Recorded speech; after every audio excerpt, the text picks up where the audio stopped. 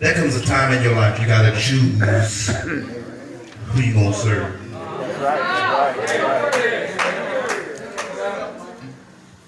Because although that 5:50th Sunday was lovely for 2 hours,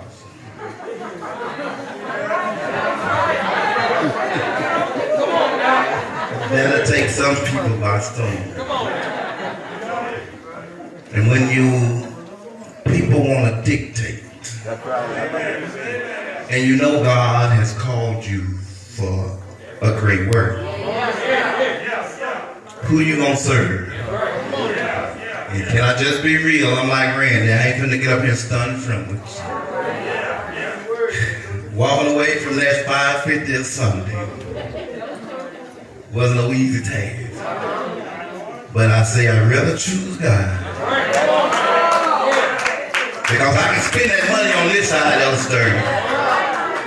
But that money ain't gonna help me get over to the other side. So I had to turn it loose. And I said that to say this. When you obey God, God will open up doors for you. God will make a way for you.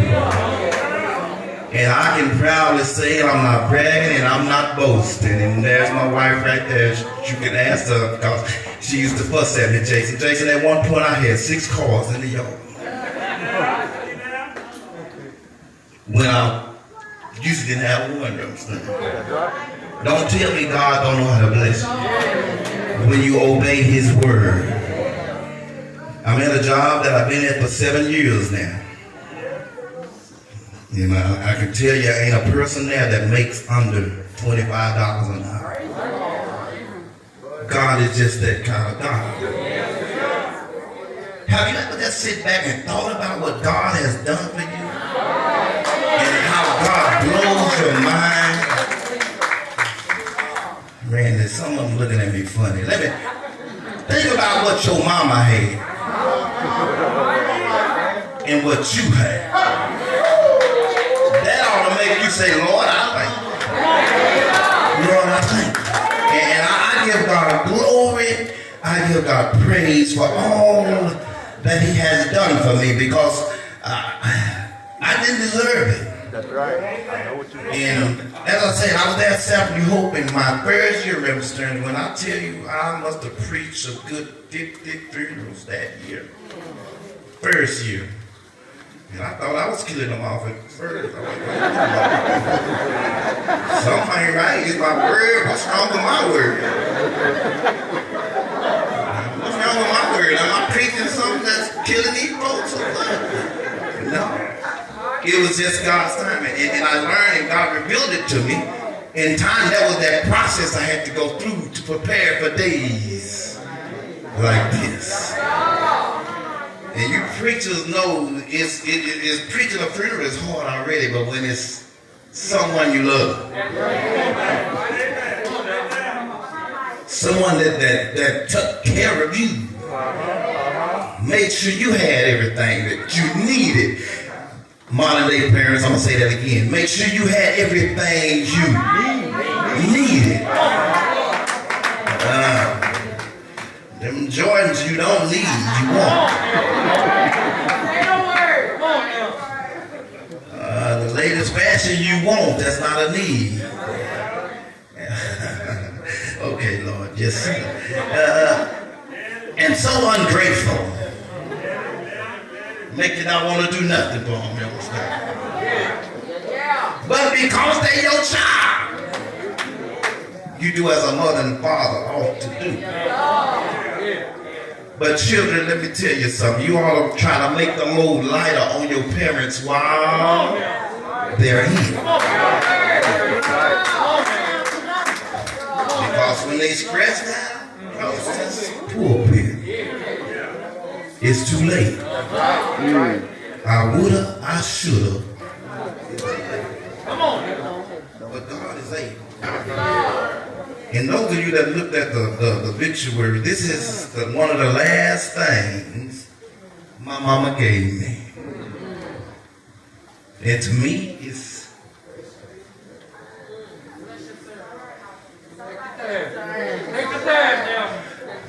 Better than money. Y'all see what they say? Prayer changes things. And I'm a firm believer now, y'all, that prayer really does change things. It don't only change things, prayer changes people. That very person that you felt was so difficult to deal with and that you didn't want to have nothing to do with, stop fussing and fighting with them. Give it to God. The Bible says, take your burdens to the Lord and leave them there. Too often we want to take our burdens to the Lord, Minister Norris, and go back and pick them up. Keep the one what John says, let go and let God have his way. So this afternoon, for a brief moment, I would like to use for a thought a message from the King. A message from the King. How many of you know all messages are not good messages? All messages are not bad messages. But the point of a messenger is to get the message across. So in the book, you can find this in 2 books. Those of you that, y'all know I'm not in the middle, don't read your Bible as often as you should. You can find it in 2 Kings 20. But today I'm in Isaiah, the 38th chapter. And it reads as follows. In the day of Hezekiah, in those days was Hezekiah sick unto death. And Isaiah the prophet, son of Amos, came unto him and said unto him, thus saith the Lord, set thy house in order, for thou shalt die and not live. I shall die and not live. 2nd verse says, then Hezekiah turned his face towards the wall and prayed unto the Lord. I'm going to stop right there. And if you read the NIV, which I understand a lot of people can't get the King James Version, but the NIV says, set your affairs in order. But in the NIV and the King James, the same, that word order, Brother Willie, is the key. Here is King Hezekiah, and he was sick here, and he was sick and unto death, and he was ill, and Isaiah went to him and gave him a word from the Lord, and to that word that Isaiah gave King Hezekiah, it wasn't too pleasant. I got a message on Wednesday. Somebody say, well, where did your message come from? My message comes from my sister, my oldest sister. And the message was, Minister Norris, Mama's gone. But I need you to understand, the Bible tells us that we should, when we cry, we shouldn't cry on those that have no hope. Because if we love the Lord, and if we have put our hands into the hands of the Master, everything's going to be all right. Everything. If we just only trust and believe in him and know that God is going to work out your salvation, and let's say, Lord, this is your problem and not mine. Oh yes, that natural man is going to do what the natural man wants to do. You're going to weep. You're going to cry. But don't lose faith. Hezekiah here. Hezekiah cried with he had a terminal but the power of prayer is something else, yeah. And you know, a message from the King God is talking to us on a daily. Somebody say what he's saying, Henry. He's saying time is winding up. And payday is soon to come. Reverend Stearns, I can't run like I used to run. Because time has brought about a change. Yeah. I ain't that 185 no more. I can't, I'll still stay up all night because I work a second shift, so I can stay up all night, but I can't do what I used to do. That old man gotta lay down. And I come to tell you, in July the 26th, I'll be 48. In July the 25th, she would have been 49. But God. And I wonder, I told one of my preacher friends just yesterday, I said, I don't care what happened afterwards, as long as he give me the strength to stand. That ought to be all of our prayer. Lord, give me the strength to stand.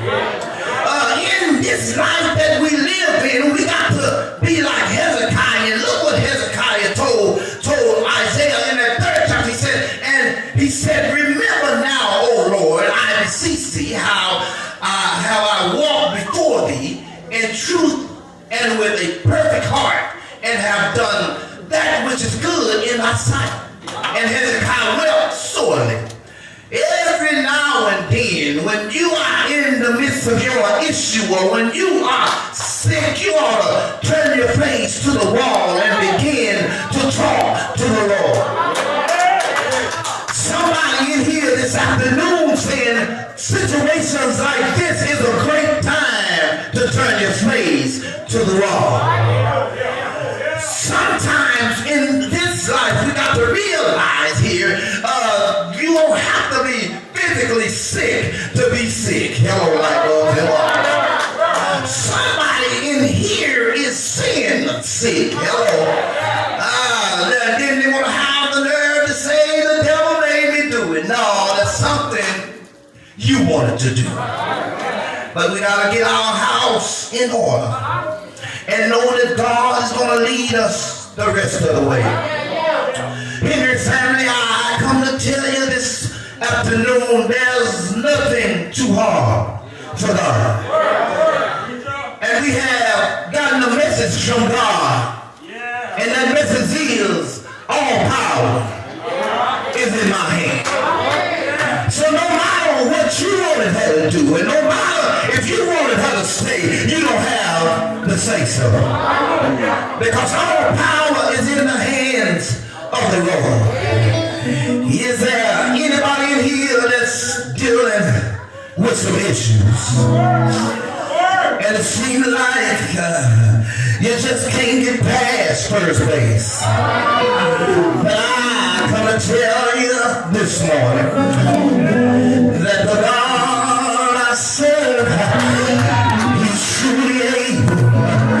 Is there anybody here ever tried the Lord? I come to find out, can't nobody do me like Jesus. Is there anybody here that knows He's a true friend indeed? So family, you're gonna cry, but the Bible says we'll wipe every tear from your eye. So hold on, everything is gonna be alright. Yes, you may get a message on your cell phone, and you be in a bad area, and you don't get the message. But I come to tell you this afternoon, Pastor Stearns, Jesus is on the main line. You want to tell him that you love him. song. Your daddy may go with it, and you may not get your message, but I'm coming to you. You will have a rain to Mount Calvary, so that your daddy will believe. Yes, you have a magnetic force.